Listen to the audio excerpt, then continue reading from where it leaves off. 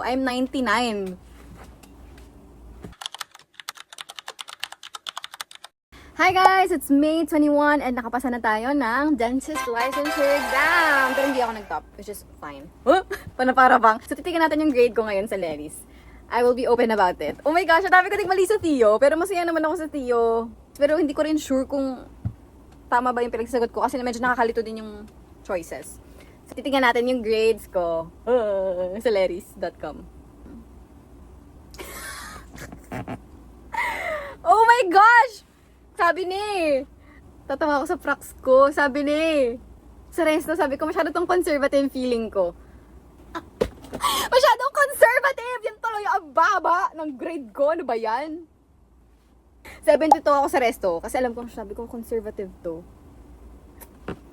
Anyway, sa fixed partial denture, natamaan ko kasi yung katabi.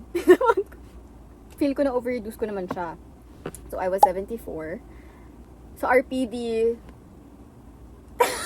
ang funny. Hindi ko magets. Yung dapat kong design for RPD, I am 73. Sa CD naman, I'm 83, which is fine. Pero yung pracs ko lahat. Sabi ni, yung PIDO ko, PIDO Ortho, I'm 99. Ang Pracman ko at Jurisprudence, 95. Ang ANES at Pharma ko, 91. Ang radio ko, Radio, OD at OS, 89. Ang Prosto ko, 87. Theo to theoreticals naman. Ang Resto ko, 95. Tapos yung Anafisio, 86. And then Oral Patho, 89. Talagang hindi lang ako ng pracs. Line of 7? Ano ba yan? Tingnan natin. 86 plus 89. Plus 95. Guys, yung Theo ko, average ko is 91. Wow! 91 yung average ko sa Theo. Yung average ko sa Theo, 91. Tapos yung pracs,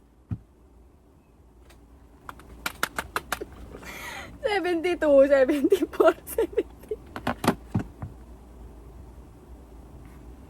75. Sa pracs, 75. Sa Theo, 91. Okay?